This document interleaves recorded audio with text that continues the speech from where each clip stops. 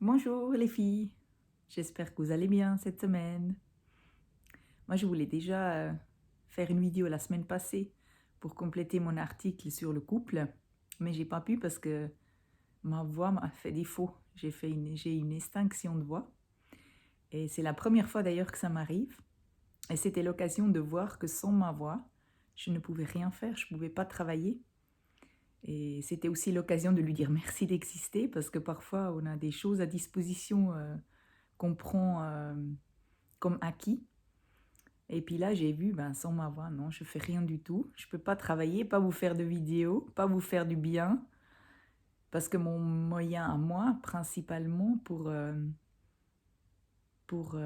amener, je sais pas, pour amener de la guérison, en fait, ben voilà, c'est les mots que je dis, les mots qui me viennent et qui vont vers mes clientes pour apporter soit directement une guérison ou une prise de conscience qui amène à la guérison.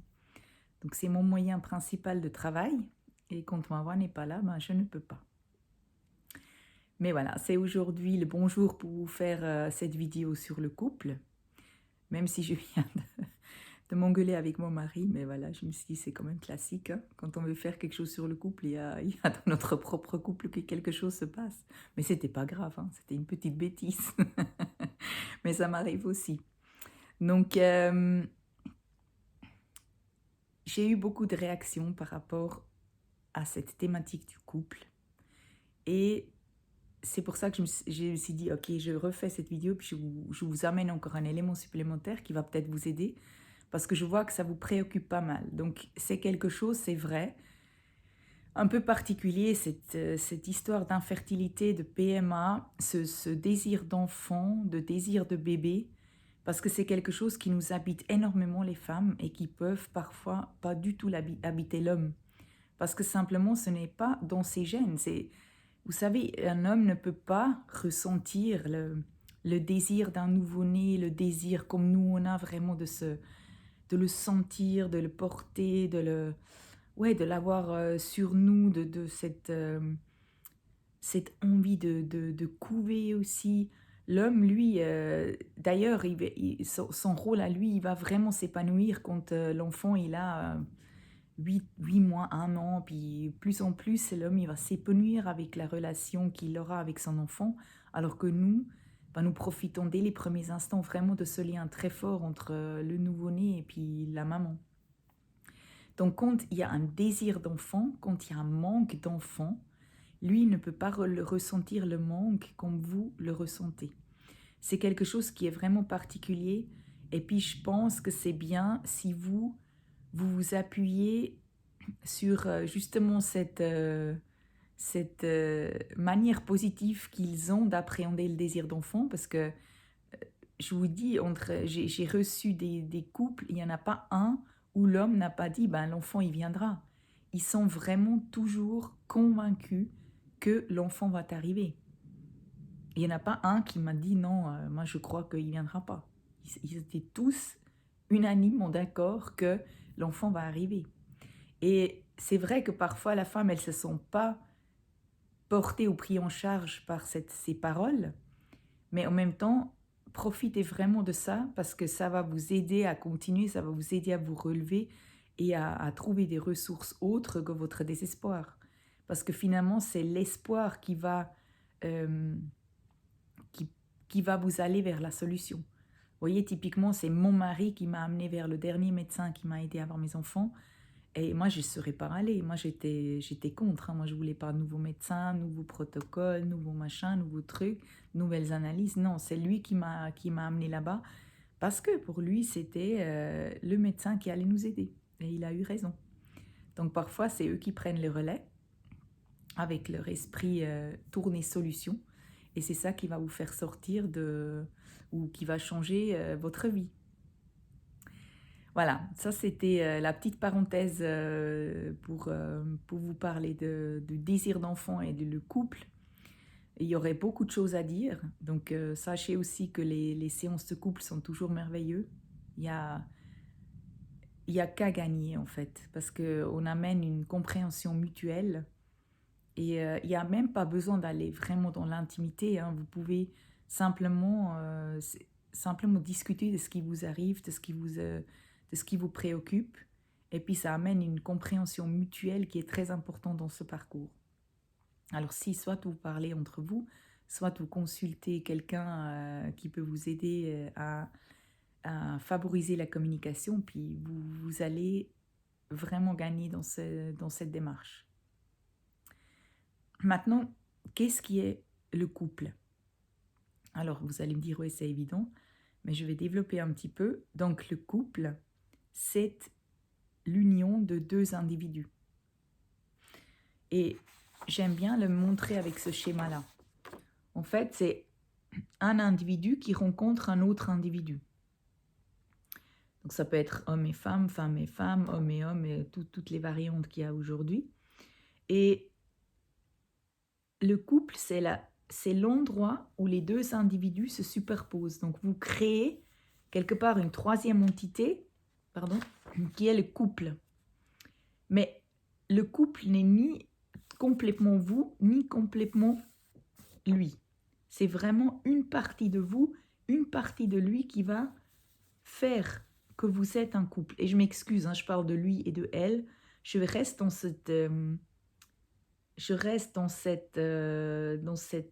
cette configuration traditionnelle juste pour cette vidéo.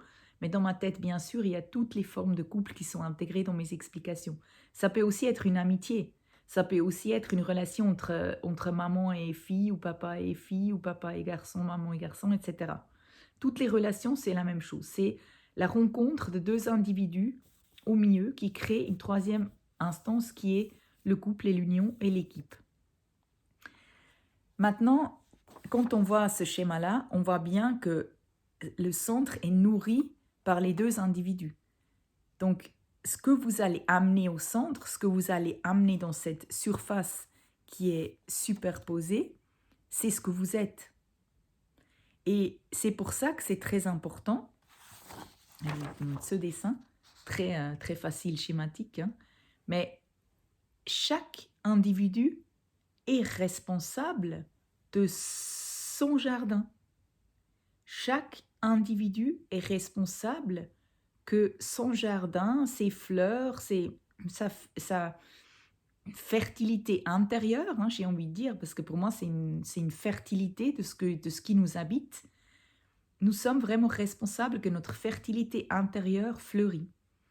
Et s'il y a des manquements, par exemple, si nous nous aimons pas suffisamment, si nous nous respectons pas suffisamment, si nous nous valorisons pas suffisamment, ce n'est pas à l'autre de combler ça. Jamais. Alors je parle même de parents, d'amis, de couples. Personne extérieur à nous est responsable de notre bien-être. Et ça, souvent, on a tendance à oublier. L'autre n'est pas là pour nous compléter. C'est vraiment faux comme pensée. Nous sommes un être complet, complètement complet, et c'est à nous de veiller que nous devenons ou que nous sommes le plus en plus comblés. Et ce n'est pas à l'autre de prendre son petit arrosoir et d'aller arroser nos fleurs, d'aller amener de la lumière à nos fleurs, d'aller amener de la nourriture à nos fleurs. C'est à nous de nous nourrir et c'est à nous de veiller à ce que nous allons bien.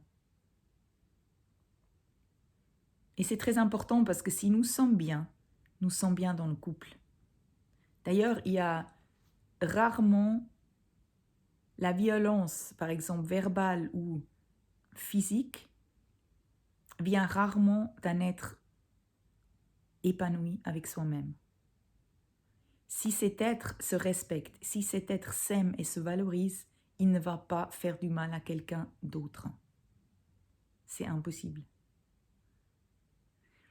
Et inversement, si nous avons vraiment une haute estime de nous-mêmes, nous n'allons pas accepter que quelqu'un d'autre nous traite mal. Nous allons peut-être l'accepter un certain temps, mais nous allons très vite couper cette relation toxique et nous orienter vers d'autres personnes qui sont plus alignées à ce que nous sommes au fond de nous. Donc voilà un petit complément. Donc je vous invite vraiment à d'abord vous occuper de vous. Et je sais que je parle tout le temps et encore et encore et encore, parce que nous cherchons tellement des solutions partout pour aller mieux.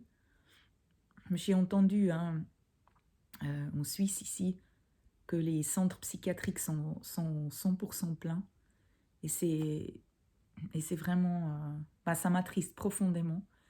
Et c'est là où on voit combien de mal-être nous avons actuellement dans l'humanité. Et je pense que c'est simplement parce que nous nous sommes orientés vers des choses qui ne peuvent pas nous rendre heureux.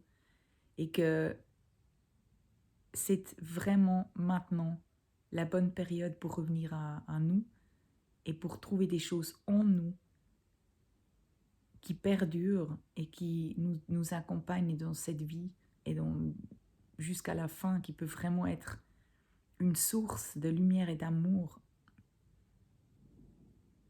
unique. Enfin, c'est la seule en fait, la seule source d'amour et de lumière qui existe, c'est celle en nous. Et selon comment nous sommes à l'intérieur, c'est ce que nous attirons ou ce que nous voyons à l'extérieur. Et c'est aussi le cas dans le couple. Donc je vous souhaite de vous épanouir avec vous et dans votre couple et de parler de ce qui vous préoccupe et de ce qui ne va pas. Il n'y a jamais 100% qui va, ça c'est sûr, mais chacun peut faire beaucoup de choses de son côté et au centre ici pour que ça aille mieux. Je vous embrasse et je vous souhaite une belle semaine et puis à très bientôt. Au revoir.